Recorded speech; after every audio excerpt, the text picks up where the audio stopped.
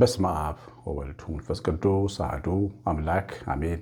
የተወዳችሁና የተባረካችሁ ብሩካን እግዚአብሔር ልጆች እግዚአብሔር አብ ልጆች አድርጎ የተቀበለን የተቀበላችሁ ጌታችን መድኃኒታችን ኢየሱስ ክርስቶስ እግዚአብሔር ወልድ ከሰማያት ወርዶ ከእመቤታችን ተወልዶ መስቀል ላይ ዕዳ ሲከፍል ላይ የከፈለለት ሕዝብ የዳነ ሕዝብ ያደረገን ያደረጋችሁ ሀብተ ወልድ ስመ ክርስትና መንፈስ ቅዱስ የሰጣችሁ በ40 በ80 ቀን ተወልዳችሁ የእግዚአብሔር ቤተሰቦች ሆናችሁ ሁላችሁ እንደምን ቆያችሁ? ሁሉን የሚችል አምላክ ጌታ መድኃኒታችን ኢየሱስ ክርስቶስ የቅዱሳን ቤተሰቦች አደረገን። ስሙ የተወደደ የተመሰገነ ይሁን። የእግዚአብሔር ልጆች ዛሬ በዮሐንስ ወንጌል መጽሐፋችን ላይ ዮሐንስ ወንጌል ምዕራፍ 10 ጌታችን ኢየሱስ ክርስቶስ የተናገረውን እንማራለን። እኔ ሕይወት እንዲበዛላችሁ እንዲሆንላችሁ መጣሁ። ዮሐንስ 10:10 የእግዚአብሔር ልጆች ርዕሱ ላይ እንዳያችሁት ስሜታችን ላይ ጥቃት ይመጣብናል። የዚህ ዓለም ገዢ የስሜት ጦርነት ይከፍትብናል እና ያ ስሜታችን ውስጥ የተለያዩ አይነት ነገሮች እናዳምጣለን። እነዚህ ነገሮች ደግሞ ቀስ እያሉ እየጎደሉን በቁማችን ሞተን ወይም ደግሞ በቁማችን ድንዙዞች ሆነን ለአምልኮ፣ ለእግዚአብሔር ፍቅር፣ ለሰው፣ ለመልካም ስራ በአጠቃላይ በቃ ህይወት ትርጉም እስኪያጣብን ድረስ መደንዘዝ ውስጥ ሊከተን ይችላል። የመጀመሪያው ቀስ እያለ ውጊያ የሚከፍትብን ጠላት ዝም እያለ እያየነው ስንመጣ በተለያዩ አመላከቶች ውስጥ ውስብስብ ያደርገዋል ያን የስሜት ጦርነት እና የአመለካከት የእምነት መልክ እንዲኖረው ያደርገውና በጣም ብዙ እንድንጎዳ ሊያደርገን ይችላል። እና የስሜት ጦርነት ይከፍትብን ምንድን ነው ማድረግ የሚገባን የሚለውን ነው ዛሬ መማር እና የጌታችን የተስፋ ቃል ደግሞ በዛ ውስጥ ስንቅ አድርገን እንዴት አድርገን መያዝ እንደሚገባ ነው የምንማረው። ጌታችን እኔ ሕይወት እንዲበዛላችሁ መጥቻለሁ ይላል። ከላይ ቁጥር 9 ላይ ሌባው ሰይጣን ጠላት ሊያርድ ሊያጠፋ ሊገል ይመጣል አለና እኔ ግን ሕይወት እንዲበዛላችሁ እመጣለሁ። ተቃራኒ ነው። ጠላት በኛ ላይ ሊያጠፋን ሊያርደን ሊገድለን ነው የሚፈልገው። በጭካኔ ሊገድለን ነው የሚፈልገው። ያ በጭካኔ ሊገድለን የሚፈልገው ደግሞ ጠላት ስሜታዊ ጦርነቶች ነው የሚከፍትብን። በተለይ ማንም አይሰማሽም፣ ማንም አይሰማህም የሚል ስሜት እንዲሰማን ያደርገናል። ብንናገር አለቆቻችን ጋር ጉዳያችን ለማቅረብ እንሄድና ግን አትሰሙም ይለናል ውስጣችን። ተስፋ ቆርጠን ችግራችንን ሳናስረዳ እንመጣለን። ስለዚህ መሆን የሚገባው ነገር አይደረግልንም ማለት ነው። በዛ ይከፋናል። እሱን ስለምንሰማ የምናጣው ነገር ነው ያለው፣ አናተርፍም። በስሜታችን በኩል ጠላትን ስለምንሰማ አትናገር የሚሰማ የለም ሲላል አንናገርም። አምነን ብንናገር ግን እናተርፍ ነበር። እግዚአብሔር አለ ብለን ብንናገር ግን ችግሮቻችንን አትደመጥም። ባለቤትሽ አይሰማሽም፣ ባልሽ አይሰማሽም። ምን ያደርጋል? የትዳር እኮ ባዶ ነው። ከአንቺ ይልቅ ውጭ ያለችዋን ሴት ይሰማል ሊልሽ ይችላል። ከዛ በኋላ አንደኛውን ድምፅ ስታዳምጩ ሁለተኛ ስቴፕ ደግሞ አለው። አይሰማኝም ብለሽ ስታምኒ ሌላ ሴት ይሰማል ደግሞ ብሎ ይነግርሻል። ከባልሽ ጋር ባዶ የሆነ የቅናት ስሜት እንዲሰማሽ ያደርግሻል። ለባልሽ ማትመች ሴት ያደርግሻል። ከዛ ባልሽ ባንቺ ተስፋ እንዲቆርጥ ያደርገዋል ማለት ብጥብጥ ያደርገዋል ቤት እና እንዲህ አይነት አትደመጭም፣ አትደመጥም፣ ሚስት አታዳምጥም፣ አታከብርህም፣ ለአንተ ቦታ የላትም እያለ የምታደርጋቸውን አንዳንድ ነገሮች እያገናኘ በጣም ትልቅ ቦልድ አድርጎ ያሳየናል ማለት ነው። ያን ጊዜ ልንበሳጭ እንጀምራለን። ቀላል አይደለም። በሰውም አጠገባችን ያለን ሰው እንድንጠላው ይገፋፋናል። የተናገረውን ያደረገውን ነገር ኢቨን ስልክ የሚመልስበትን መልክ በሌላ መንገድ ይነግረናል። ስሜታችን ውስጥ ይንቃል። ሰው በደንብ ስልክ አላ እንዲህ ሊል የፈለገው እንዲህ ሊል ፈልጎ ነው ይለናል። ያን ሰው እንድንጠላው፣ እንድንጠምደው፣ ልባችን እንዲጠራጠረው፣ ስለሱ መጥፎ ነገር እንድንናገር፣ ስሙን እንድናጠፋ ያደርገናል። ኃጢአት ያሰራናል ማለት ወረጋ ያሳጣናል። ኃጢአት ያሰራናል። እግዚአብሔር ፊት ዳኛ ስለሆነ በዛ ሰውዬ ላይ በፈረደው ፍርድ ደግሞ እኛ ደግሞ እንድንቀጣ ያደርገናል። የስሜት ጦርነቶች በጣም ብዙ አይነት ናቸው። አትደመጥም፣ አትሰማም ከሚል የሚመጡ አሉ። ፈላጊ የለሽም የሚሉ በተለይ ያላገባችሁ ሴቶች ለትዳር ራሳችሁ እንዳታዘጋጁ፣ መንፈሳችሁ እንዳታነቃቁ፣ ትዳራችሁ ቀና ቀና ብላችሁ እንዳትሄዱ፣ የሚመጣውን ወንድ እንዳታዩ፣ እድል ላሰጡ የሚያደርጋችሁ አትፈለጊም፣ ቆንጆ አይደለሽም፣ እድሜሽ ሄዷል፣ እንደዚህ ሆነሻል እያለ ጥንት በነ ሳራ ላይ በነ ሊያ ላይ በነ ራሄል ላይ የተከፈተ ጦርነት እናንተም ላይ ይከፈታል። እነዛ ሰዎች ግን በእምነት አሸንፈውታል። እነዛ ቅዱሳት እናቶች እኛ በዚህ ዘመን ሲመጣ እጅ ስንሰጥ በቃ እውነቱን እኮ አልፈለግም፣ እድሜ ሄዷል፣ መልኬም መልካም አይደለም፣ የሚወዳደሩ ሴቶች አሉ፣ ተስፋ ቆርጠን እንቀመጣለን። ተስፋ ከሌለን ብርሃን ከሌለን ደግሞ ሰውን አንስብም።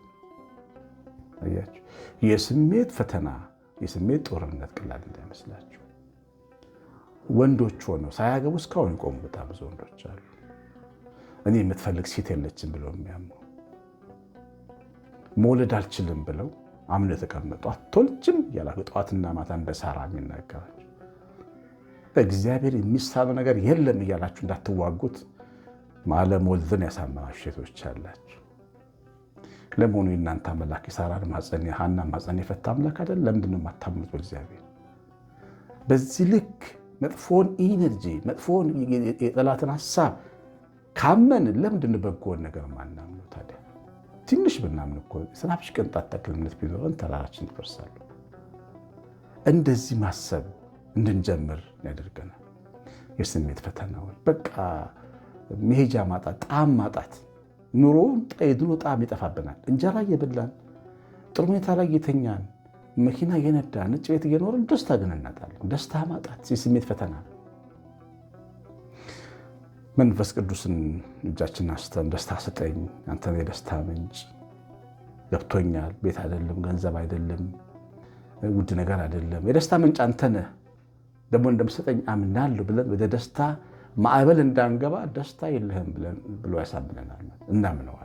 ጠላት ደስተኛ አይደለሁም ብለን እናወራለን። ያው አመነን ተናገረን።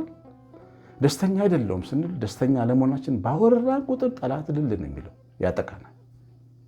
ለምን? ለሱ ጦርነት ለሱ ፈተና መልስ እየመለስለት ነው። ራይት እያደረገ ነው የሚሄደው። ይሄ ፈተናዬ የወደቀ ነው፣ ጥሩ እየወደቀልኝ ነው፣ በረታለሁ፣ አጠቀዋለሁ ነው የሚለን። በተቃራኒውስ ብናደርግ ነው በእግዚአብሔር ደስ ይለኛል፣ ምንም እንኳን በለስ ፍሬ ባታፈራ ከብቶች በጋጣ ባይኖሩ እኔ ግን በእግዚአብሔር ደስ ይለኛል ስትሉ ግን ብድን የሚለው ጠላታችሁ እንዳያሸንፋችሁ ቀስትን የምትወረውሩት አምናችሁ እግዚአብሔር ይመስገን ስትሉ የደስታ መንፈስ ወደ እኔና ደስታ ሰጠኝ ትሰጠኛለህ እጠብቅሃለሁ አምናለሁ ስትሉት ጠላት የተሸነፈ ይመጣል። አለዛ ግን የስሜትን በሽታ ተሸክማችሁ ተሸክመን ልንቀጥል እንችላለን። ቀላል እንዳይመስላችሁ የስሜት ፈተና እና በውስጣችሁ ያለመፈለግ ራስን መጥላት ያስጠላናል ነገራችን። አንድ ጊዜ እንደዛ ፈተና ውስጥ ገብቼ ነበር የዛሬ 10 ምናምን ዓመት በፊትና ለሳምንት ነው እንደዛ ሆንኩትና እንዴት ከባድ ጊዜ እንዳሳለፍኩ ልነግራችሁ አልችልም። በኖርኩባቸው እንግዲህ እነዚህ ግማሽ ምዕተ ዓመት ዕድሜ ውስጥ እነዛን ሳምንታት ግን አለሳቸው። ራሴ የጣለውባቸው ሳምንታት ከባድ ፈተና ነው። ራስን መጥላት፣ ኃጢአተኝነት፣ ደካማነት፣ ተፈላጊነት ማጣት፣ በእግዚአብሔር ፊት የሞተ ሰው ነኝ ብሎ ማሰብ ወሮ ያዘኝ። በቃ መቆም አቅቶኝ ነበር። እግዚአብሔር ጠብቆኝ ነው እንደገና የቆምኩት። ቀላል እንዳይመስላችሁ እንደዚህ አይነት ስሜት ራስን መጥላት። ዛሬ ለምንድነው ሰው ራሱን የሚያጠፋው? ለምን ይመስላችኋል? ለምንድነው ሰው ዛሬ ድራግ፣ ለምንድነው ዛሬ ሺሻ ቤት የሚቀመጠው? ዝም ብሎ መሰላችሁ? ለምን ጫት ቤት፣ ለምን መጠጥ ቤት ያመሻል? የሆነ የሚሮጠው ሩጫ ውስጡ የሚያመልጠው ማምለጣል። ከራሱ ጥላቻ ጋር ይታገላል። መንፈስ ቅዱስ ካልያዘው ያው የሚያደርገው ስጋዊ ጥበብ መጠቀም ነው። እግዚአብሔር ካልታገለለት የሚታገለው እሱ ነው። ከተማ ውስጥ አይታችሁ ከሆነ በመጠጥ ድብን ብሎ ተበላሽተው ብቻቸውን እየለፈለፉ የሚሄዱ ሰዎችን ብታዩቸው እነዚህ ሰዎች የመንፈስ ሕመም የነበረባቸው ናቸው። ጠላት ያጠቃቸው ናቸው። ማንም ያልተረዳቸው ናቸው። ብቻቸውን እግዚአብሔርን ሳያውቁት ነው የታገሉት። ብቻቸውን ታገሉ፣ ጠላት ወጋቸው። መደበቂያ ፈልገው መጠጥ ቤት ገቡ። ሰካራም የሚባል ሰው ሆኑ። ያሳዝናሉ። እግዚአብሔር የመንፈስ ጦርነት ቀላል አይደለም። እግዚአብሔርን ካላወቅንበት እግዚአብሔርን ማወቅ ነው መድኃኒቱ። የእግዚአብሔርን ቃል ወንጌልን መማር ነው መድኃኒቱ።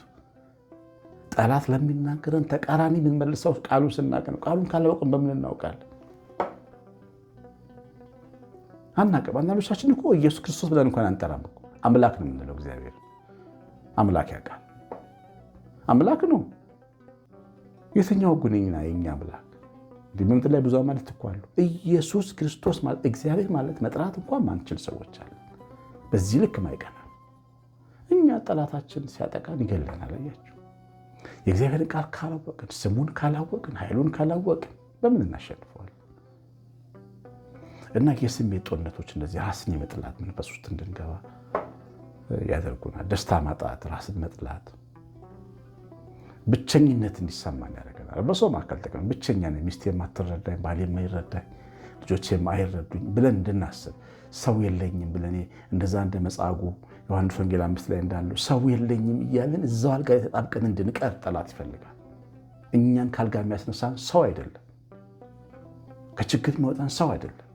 የእግዚአብሔር ኢየሱስ ክርስቶስ ነው። ሰማይ ላይ እሱ ግን አለ። እሱ እንደ ሰው አይደለም። ሰው ነው ግን እንደ ሰው አይደለም። ደግ ነው። አለልኝ ነው የሚባለው፣ የለኝም አይባልም። ኢየሱስ ክርስቶስ እያለ ሰው የለኝም ብሎ አንድ ክርስቲያን ካለቀሰ ሞቷል ማለት ነው በሕይወት። ይህን ማወቅ ያስፈልጋል። በሰው ላይ ተንጠልጥሎ መቅረት፣ ሰው የለኝም እያሉ የሰው ሀገር ሰው ዘመድ የለኝም በተዋሪ እንዳይባል ብዙ ቴክስቶች ነው የሚደርሰኝ። እንዲህ ቴክስቶች ከሰው ትከሻ ዘኬዎስን ከዛፍ ላይ ካልወረድክ ቤት አልገባም ነው ያለው። ቤት እንድገባ ወረድ ነው ያለው። ከሰው ትከሻ ወርዶ እግዚአብሔር ማመን ያስፈልጋል። አንተ አለህ ማለት ያስፈልጋል። ማንም አይኖር ምድረ በዳ ውስጥ ብቻችሁን የኔ ጌታ እውር አሞራ የምትቀልብ አንተ የኔ አምላክ አለ ማለት ነው የሚገባው። ሌላው ኃጢአተኝነት ስሜት እንዲሰማን ያደርጋል። በጣም ጥሩ ሆነን መንፈሳዊ ነገራችን ጥሩ ሆኖ መጸለይ ችለን መዘመር ችለን መጾም ችለን ጥሩ ሆኖና ድንገት በኃጢአት እንወድቃለን። ኃጢአትን አባበላው ይጥለናል ማለት ነው። ከዛ በኋላ መብራታችን ድርግም ይላል። እግዚአብሔር አይሰማኝም፣ አሁን እንኳን ቆሽሻለሁ፣ በቃ አይሰማህም ይለናል። በተከታታይ ረዥም ሰዓት ምንጸልይ ጸሎት በግድ አቡነ ዘበሰማያት ነው የምንለው። ከዛ በኋላ ለምን እናፍራለን? እግዚአብሔር ደጋግመን በዚህ ፈተና ጥምልምል አድርጎ ዜሮ ነው የሚያደርገን፣ ድንዙዝ ነው የሚያደርገን። ይኸውላችሁ ኃጢአታችን ትተን ንስሐ ገብተን መቆም አንድ ነገር ነው። ካልቻልን እንኳን መሐሪውን ጌታን ግን ማመን አለብን። እዛ ውስጥ የምናሸንፈው በዚያ ነው። የእግዚአብሔር ልጆች ተባረኩ ትጠሩ ዘንድ አብ እንዴት ያለው ፍቅር እንደሰጣችሁ ወቁ የሚለውን ጥቅስ ሁልጊዜ በልባችሁ ውስጥ በሉት፣ አነብቡት። ሲፈትናችሁ አይሰማህም እግዚአብሔር አንተ ኃጢአተኛን ቆሽሻል ሲለን የእግዚአብሔር ልጆች ተብለን እንድንጠራ አብ እንዲህ ያለው ፍቅር ሰጥቶናል። ግን ኃጢአተኞች ሳለን ወዶናል በልጁ ሞት ብላችሁ መልሱለት። እግዚአብሔር ይወደኛል ብላችሁ መልሱለት። አንድ ጥንት አባት ሲደክመኝ ጌታዬ ወይ እወድሃለሁ አበርታኝ ነው ጸሎቴ ይላል። ትልቁ ጸሎት ጌታዬ ወይ እወድሃለሁ፣ ኢየሱስ ክርስቶስ ወይ እወድሃለሁ ግን አበርታኝ ይለዋለሁ። ሳይዘገይ መጥቶ ከላይ ላይ እንደ ደመና ይገፋዋል አድርካል። ግን እላለሁ እችን ሳልላተኝ እወድሃለሁ አበርታኝ ይለዋለሁ። በቃኝ አይደለም የሚባለው፣ አለቀልኝ አለም የሚባለው። ተስፋ የለኝም እኔ ኃጢአተኛ ቆሻሻ በቃ ተጠይቄ ቀርቻለሁ አይደለም የሚባለው። ጌታዬ ሆይ እወድሃለሁ አድነኝ ነው የሚባለው። ከሞት የሚያድን ከመከራ የሚያስመልጥ አምላክ ሰማይ ላይ መስቀል የተንጠልጥሎ የወደደን ጌታችን እስካለ ድረስ እኛ ተስፋ አለን። ህይወት እንዲበዛልን ነው እየመጣ እሱ ስንጠጋ እግዚአብሔር በሽታ አንዳንድ ጊዜ ይወላችሁ የሆነ በሽታ ይመጣል። ጠላት ምን ይላል መሰላችሁ? እግዚአብሔርን አይመጣብህ፣ መክሰር ይመጣል። በቃ ውስጥ አይመጣበት ተቀበል። ሐዘን ውስጥ አይመጣበት ተቀበል። የሆነ ነገር ሲመጣ እግዚአብሔር እንዳደረገው ይነገርና በተደጋጋሚ እኛ መንፈሳዊ አይደለን? አዎ በቃ መቼም ፈቃዱ ከሆነ ብለን ዝም እንላለን። ዝም ስንል ግን ታዝበነው ነው እግዚአብሔር። የፍቅራችን ልክ ቀንሶ ነው። ጠላት ዓላማው የፍቅራችንን ኃይል በቀነስ ነው ከእግዚአብሔር ፍቅር። ምክንያቱም ብዙ የወደደ ብዙ ይሰጠዋል። ወንጌል ላይ እንደተጻፈ ብዙ እንዳንወድ ነው። በቃ እግዚአብሔር ፈቅዶ የሚመጣ ህይወት እንጂ በሽታና ሞት እንዴት ይኖራል? ሐዘን እንዴት ይኖራል? እንዴት ስብራት ይኖራል? ስለዚህ እንዳታምኑ። እግዚአብሔር ልጅ ነኝ፣ መዳን አለብኝ፣ መፈወስ አለብኝ፣ መባረክ አለብኝ፣ እኔ መቆም አለብኝ፣ የእግዚአብሔር ልጅ ነኝ እንጂ እኔ አላምንም በሽታ የኔ ነው ብዬ፣ መጎዳት የኔ ነው ብዬ፣ ስብራት የኔ ነው ብዬ፣ ቀቢጸ ተስፋ መቁረጥ የኔ ነው ብዬ አላምንም። ጠላት ያመጣብኝ ነው። እግዚአብሔር ሕይወት እንዲበዛልኝ ነው ክርስቶስ የመጣው። ሕይወት እንዲበዛላችሁ መጣሁ ነው የሚለው። በፍጹም እሱ በሽታ ተቀብሎ አይሰጠንም። ችግርን፣ ኪሳራን፣ ውድቀትን ተቀብሎ አይሰጠንም። እንደዚህ አይነት እምነቶች ውስጣችን እንዲዳብሩ ያደርገናል። ውስጣችን እንዲጎዳ፣ በእግዚአብሔር ላይ ያለን ፍቅር እንዲቀንስ ሊያደርገን ይችላልና በጣም መጠንቀቅ ያስፈልጋል። ብዙ እንደገባችሁ ተስፋ አድርጋለሁ። ያው ይህ ጾም መጥቷል። እግዚአብሔር ፍቅር ነገ ይገባል። ንስሐችሁን ገብታችሁ ንስሐ አባታችሁ ጋር ደዋውላችሁ ሄዳችሁ ንስሐችሁን ገብታችሁ ቅዱስ ጸሎት ጸልዩ። ለ5 ቀን የምስጋና ጸሎት እንጸልያለን። ከሰኞ ጀምሮ እስከ 5 ቀን ወይም ደግሞ ለአንዳንድ ሳምንት ለ7 ቀን እናደርገዋለን። የምስጋና መርሃ ግብር ነው። ከዛ ርዕሶች ካሏችሁ ግን ጻፉልኝ። 911 41380 ስልኬ ላይ ዋትስአፕ፣ ቴሌግራም፣ ቫይበር ላይ ጻፉልኝ። በዚህ ርዕስ ብንጸልይ የምትሉት ካለ በዛ ርዕስ እንጸልያለን። የዚያዎች ቸርነታችን ሜታችን ራሌት በረከት የመላት ጥበቃ አብሮን ይሁን። በትምህርቱ እግዚአብሔር ስለባረከን የተመሰገነ ይሁን። እግዚአብሔር ባርካችሁ። ቀሲስ አሸናፊ ገብረማርያም ነኝ። ሰላም።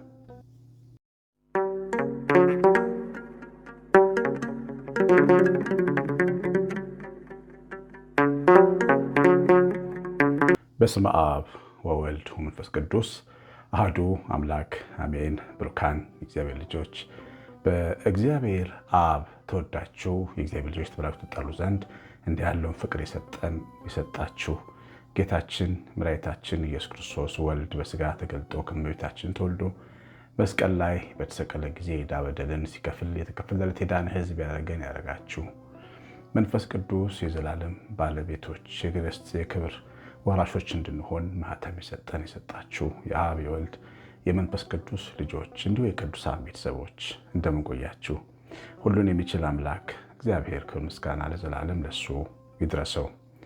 ተወዳጆች የእግዚአብሔር ልጆች ሰሞኑን ቤተሰቦችን ስለ መርዳት ተነጋግረን ነበር። በጣም ድንቅ በሆነ መንገድ ነው እያገዛችሁ ያላችሁት። አንዲት እህት ተጨማሪ ዛሬ መታለች። 4 እናቶች ነበሩ። 2 እናቶች ግን ይቀሩናል። ባል የሌላቸው አባት የሌላቸው ልጆችን የሚያሳድጉ እናቶችን በዓመት እስከ 50 ሺህ ብር መስጠት የሚችል አንድ ቤተሰብ ቢያግዛቸው ብለን ነው። እንግዲህ እንዲህ አይነት ፕሮግራሞች ወደፊት የሚቀጥላሉ። እግዚአብሔር ይረዳል። ከ1000 በላይ ሰዎች እናደርጋለን። እግዚአብሔር ባርካችሁ። እንግዲህ 911 41380 ስልኬ ላይ ነው። 2 ሰዎች አሉ። መርዳት የምትፈልጉ ቤተሰቦች ዋትሳፕ፣ ቫይበር፣ ቴሌግራም ላይ አሳውቁኝ። እግዚአብሔር እናንተን ቤታችሁን ይባርክ። የተወዳችሁ እግዚአብሔር ልጆች ዛሬ የማርቆስ ወንጌል ምዕራፍ 8 ከቁጥር 22 ጀምሮ ያለውን ሐሳብ አንብበን ከሱ የምናገኘውን ሕይወት እንካፈላለን። ወደ ቤተ ሳይዳም መጡ። እውርም አመጡለት፣ እንዲዳስሰውም ለመኑት። እውሩንም እጁን ይዞ ከመንደር ውጭ አወጣው።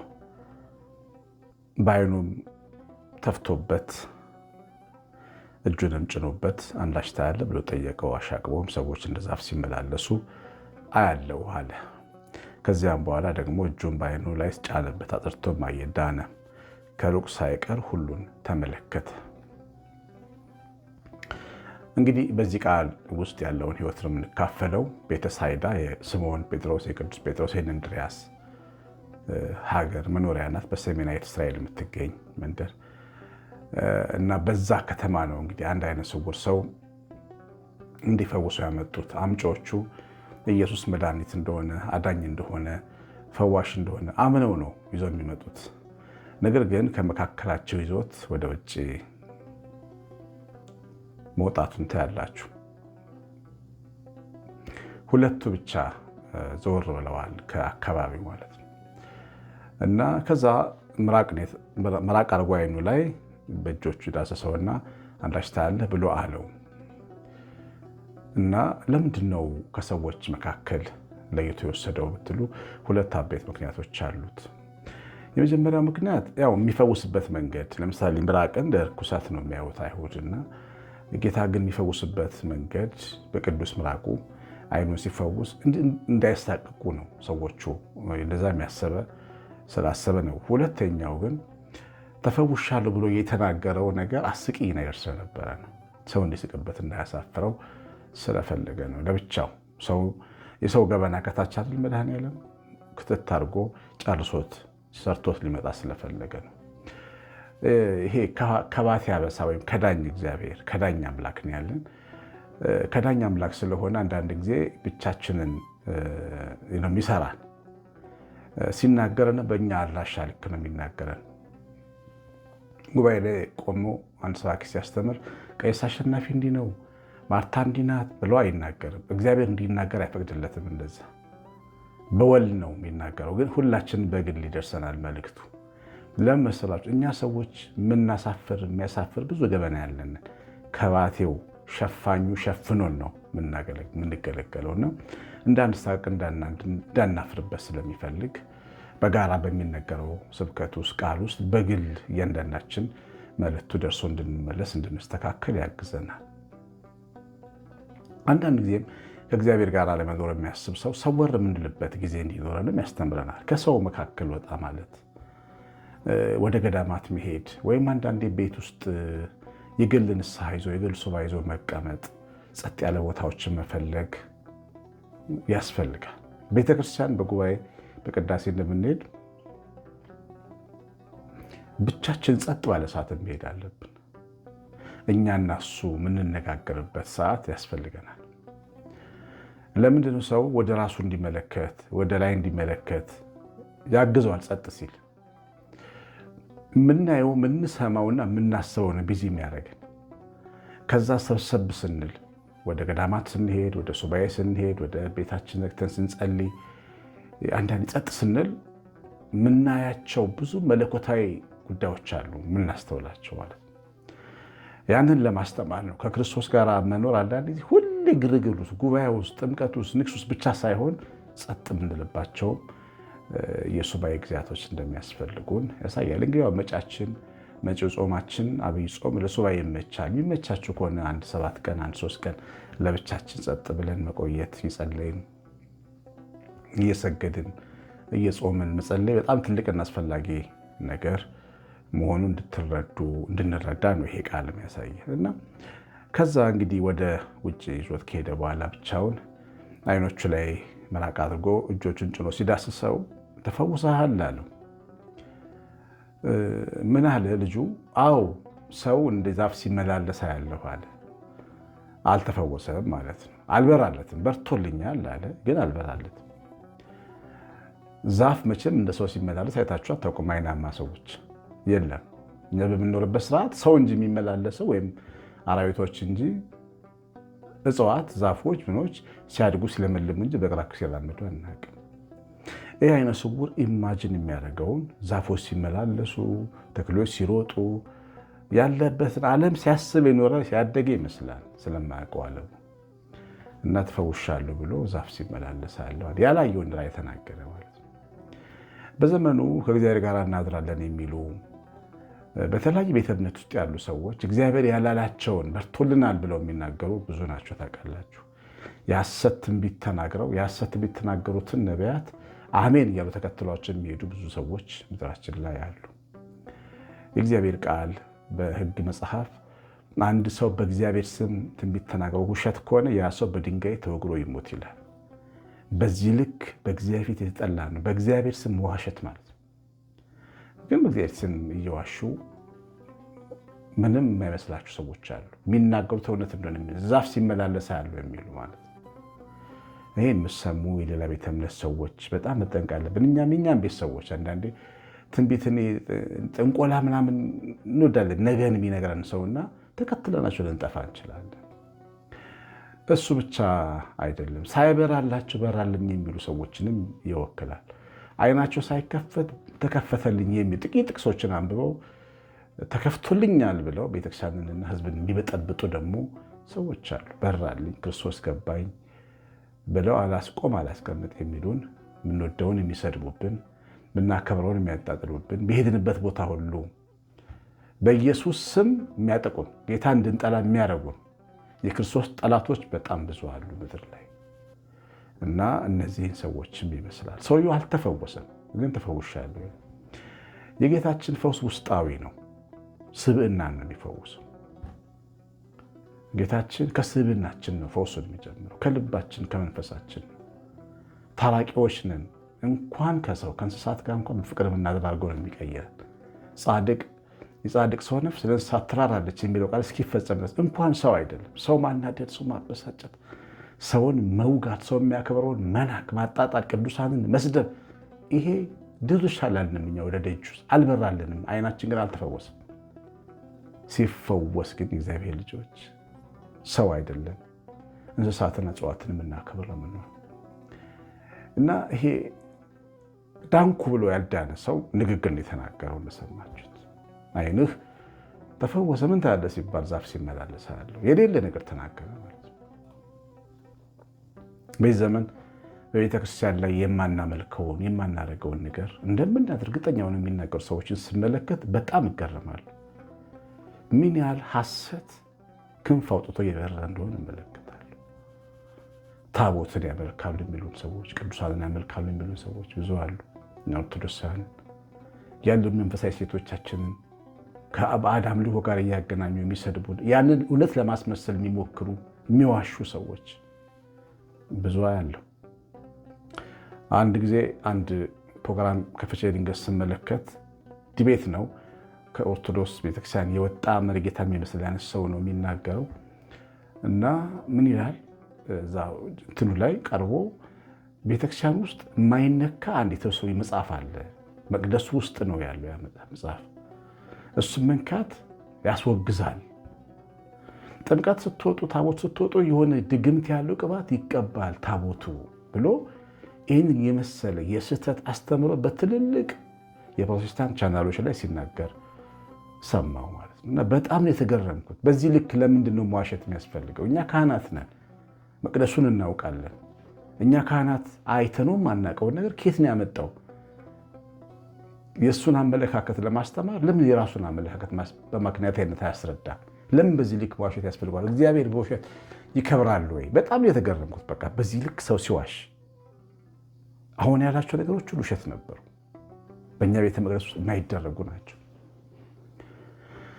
በኋላ ሰውየውን አገኘሁት። አዲስ አበባ አካባቢ አንድ ሞል ላይ ዋና የእንትኑ አቅራቢ የነበረ ፓስተር ነው። አገኘሁት እና አጋጣሚ መኪና ውስጥ ተቀምጦ ነበር እና መኪና ውስጥ ወርጄ ቀጥታ ቢሮን ክፍቼ ተቀምጬ ተናገርኩት ማለት ነው። ፕሮግራሞችን አይቼ አንድ ቀን በጣም ነው ያፈርኩት። እና ትልቅ ቤተክርስቲያን ናት ኦርቶዶክስ ቤተክርስቲያን እና ትውልድ ይታዘበናል አትሉም ወይ? እንዴት ስለማታውቁ ነገር ትነገራላችሁ? ምን አደረግን አለኝ። አስረዳሁት። እንደዚህ አይነት ትምህርቶች ሲተላልፉ አንተ ቻናል ሰምቻለሁ። ይሄ ፍጹም ሐሰት ነው። እኔ ካህን ነኝ፣ ቀዳሽ ካህን ነኝ። እንዴት እንዲህ አይነት ሐሰት ታገለግላላችሁ? እግዚአብሔርን አታፍሩትም ወይ? በየጠጋር የተቆጥቼ ለምን አንተ በተመልስ አትሰጥም አለኝ። ከዛ በኋላ ያዙ።